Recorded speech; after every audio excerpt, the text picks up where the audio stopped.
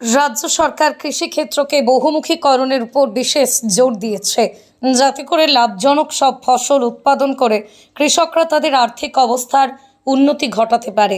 একথা বলেছেন রাজ্যের কৃষি, উদ্যান শস্য, পশুপালন, পশু চিকিৎসা, সীমান্ত সুরক্ষা ইত্যাদি বিভাগের মন্ত্রী অতুল বরা। বরাক উপত্যকা সফরে এসে মন্ত্রী সোমবার শিলচরের জেলাশাসকের কার্যালয়ে বিভিন্ন বিভাগের আধিকারিকদের সঙ্গে এক পর্যালোচনা বৈঠকে মিলিত হন। বৈঠকের পর সংবাদ মাধ্যমের সঙ্গে কথা বলতে গিয়ে তিনি কৃষিক্ষেত্রের বহুমুখীকরণের সরকার গুরুত্ব দিচ্ছে বলেই জানান। বরাক উপত্যকার কৃষিক্ষেত্রে উন্নতির সম্ভাবনা নিয়ে প্রশ্নের জবাবে তিনি বলেন, সরকার কৃষি জমিতে জলসেচের জন্য পাম্প সরবরাহ করছে, কিন্তু বরাক উপত্যকায় ভূগর্ভস্থ জলস্তর রাজ্যের অন্যান্য জেলার তুলনায় অনেকটাই নিচে রয়েছে। তাই এই উপত্যকায় পাম্প ব্যবহার করে কৃষি জমিতে জলসেচের ব্যবস্থা করতে গিয়ে অনেক সময় সমস্যায় পড়তে হয়। উপত্যকায় কৃষিক্ষেত্রের উন্নতিতে ভূগর্ভস্থ জলস্তর নিচে থাকাটা এক সমস্যা, তবে এরপরও সরকার গোটা রাজ্যের সঙ্গে উপত্যকায় কৃষিক্ষেত্রের উন্নতির চেষ্টা চালিয়ে যাচ্ছেন। এর জন্যই কৃষিক্ষেত্রের বহুমুখীকরণ সহ লাভজনক সব ফসল উৎপাদনের জন্য কৃষকদের উৎসাহ দেওয়া হচ্ছে। বহুমুখীকরণের ব্যাখ্যা করে তিনি বলেন, কোনো নির্দিষ্ট জমিতে একই ধরনের ফসল উৎপাদন লাভজনক হতে পারে না। লাগাতার বিভিন্ন ধরনের ফসল উৎপাদন করলে তা যেমন আর্থিক দিক দিয়ে লাভজনক হবে, তেমনই সহায়ক হবে জমির উর্বরতা বৃদ্ধির ক্ষেত্রেও। কৃষি ক্ষেত্ৰলৈ এক যুগান্তকাৰী পৰিৱৰ্তন আনিবৰ কাৰণে মুখ্যমন্ত্ৰী ডাঙৰীয়াৰ সবল গাইডেন্সত আমি যি ব্যৱস্থা গ্ৰহণ কৰিছোঁ, ইয়াৰ সুফল খেতিয়কে লাভ কৰিছে।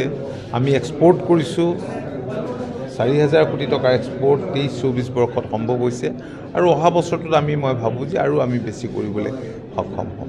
ইয়াত সমস্যা ক্ষেত্ৰবোৰ আছে। ইয়াত ধৰক এতিয়া আমাৰ যিবিলাক STW মানে পাম্পবিলাক আমি দিছিলোঁ, ইয়াত এটা লেয়াৰ আছে, পানী পোৱা নাযায়। আনত যিমান ওপৰত পোৱা যায় ইয়াত পানী আকৌ সেই লেয়াৰটো ভাঙি তলৰ পৰা পানী উলিয়াব লাগিব। ইয়াতবোৰ নতুন নতুন সমস্যা আছে, আৰু ইয়াত আনত পোৱা সকলো খেতিও নহয়। তথাপি ইয়াত যদি আপুনি এক্সপৰ্টৰ কথা কয়, ইয়াত পাইনএপল খুবেই ভাল হয়। গতিকে পাইনএপলত আমি এই কথাখিনি চিন্তা কৰিব পাৰোঁ, বা বেলেগ বেলেগ প্ৰডাক্ট বেলেগ বেলেগ জিলাত বেলেগ বেলেগ প্ৰডাক্ট হয়। গতিকে সেই গোটেই কথাখিনি আমি পৰ্যালোচনা চাওক। আমি মিলেট মিছন লৈছোঁ, এইটো এটা নিউট্ৰিচিয়াছ, গতিকে মিলেটৰ ওপৰত আমি জোৰ দিছোঁ। ফ্লৰিকালচাৰৰ ওপৰত আমি জোৰ দিছোঁ, বি কিপিঙৰ ওপৰত জোৰ দিছোঁ, মেজ কাল্টিভেশ্যনৰ ওপৰত আমি জোৰ দিছোঁ। এইকাৰণে জোৰ দিছোঁ যাতে বাণিজ্যিক মূল্য থকা খেতি কৰি পেলাই কৃষকসকল উপকৃত হ'ব পাৰে।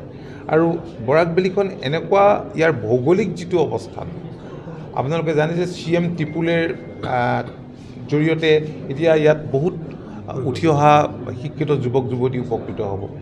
বহু হাজাৰ যুৱক যুৱতীয়ে CM ত্ৰিপুলেত আমি দেখিলোঁ যে আবেদন কৰিছে, তেওঁলোকে এনিমেল হাজবেণ্ডেৰী ভেটেনেৰী ডেইৰী ছেক্টৰটোৰ লগত জড়িত হ'বলৈ।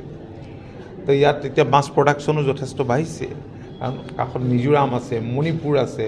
মাছ, মাংস, কণী এইবিলাক যদি আমি অধিক উৎপাদন বৃদ্ধি কৰিব পাৰোঁ, আমাৰ GDP বাঢ়িব।